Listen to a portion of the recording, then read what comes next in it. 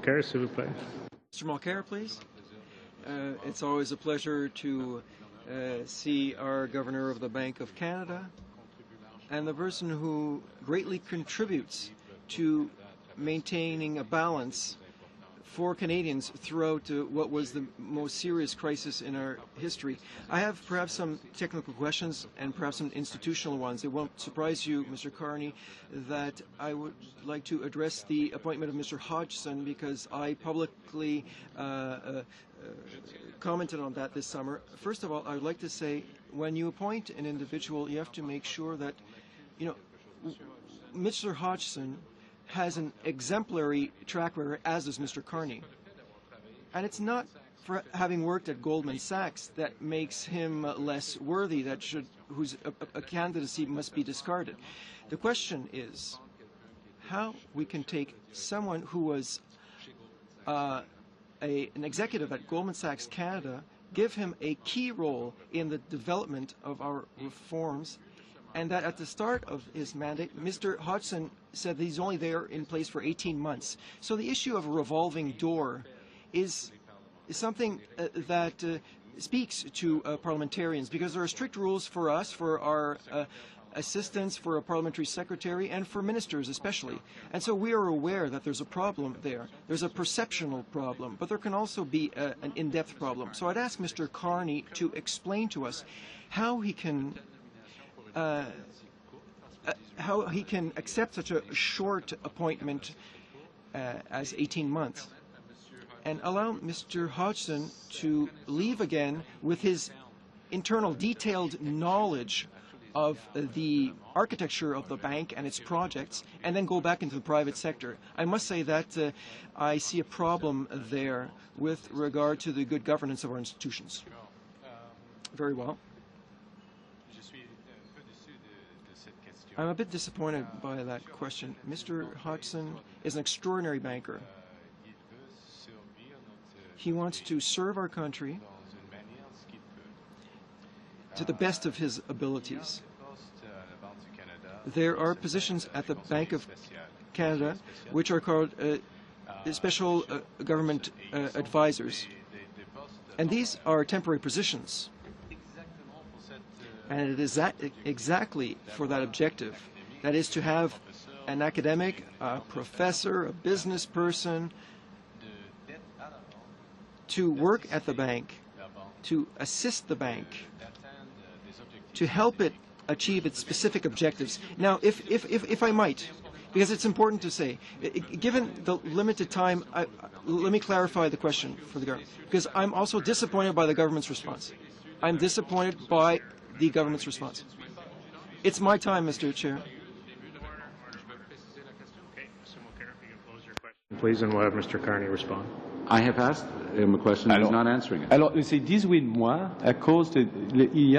It's an 18-month position because there is a significant reform for our financial system that needs to be done. That is to say, a transition between a market, a derivatives market, to a transferring official market, that is to say, a central counterparty. So it's a very complex operation. It's a question of execution. And so we have to do that within 18 months. That's a commitment from the G20 and a commitment by the Prime Minister at the G20. So we have to do this very quickly. Mr. Hodgson ceased all his business relations with his former employer. All his businesses or his affairs are in a blind trust.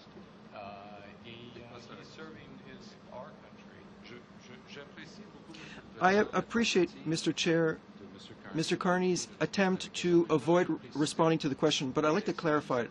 He expresses his disappointment, and I'd like to express my disappointment with a question that was not responded.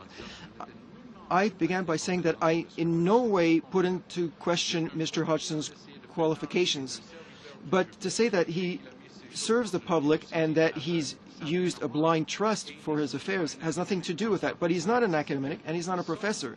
He's coming from the private sector. He will have in-depth knowledge of the bank's architecture and then can go back to the private sector. Unless I misunderstood, unless the governor of the Bank of Canada is telling us that I'm wrong, that Mr. Hodgson will not be going back to the private sector, I will apologize. But what I understand from the start was that he would be working at the bank for 18 months and then go back to the private sector. And that is concerning to me in terms of perceptions.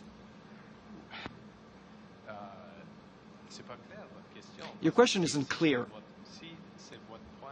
Because if you're saying that no one can work for the government of Canada or its agencies, and what are persons to do after that?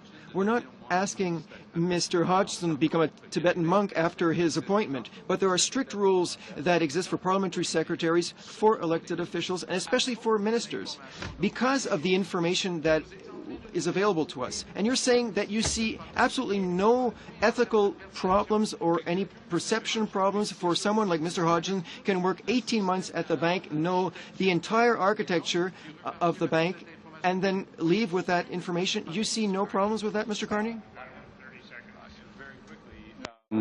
We have conflict of interest regimes in place at the Bank of Canada. We have post-employment responsibilities that extend from those conflict of interest provisions. We are privileged to have somebody like Mr. Hodgson working under those conditions. I do not know what the individual is going to do 17 months from now when this work is finished, and our full intention is to make sure this important work is finished, which is in all our interest. But we are very pleased that he is here in an entirely appropriate circumstance. Above reproach. Okay, thank you. Have a seat. We'll go to Mr. Pachetti, please.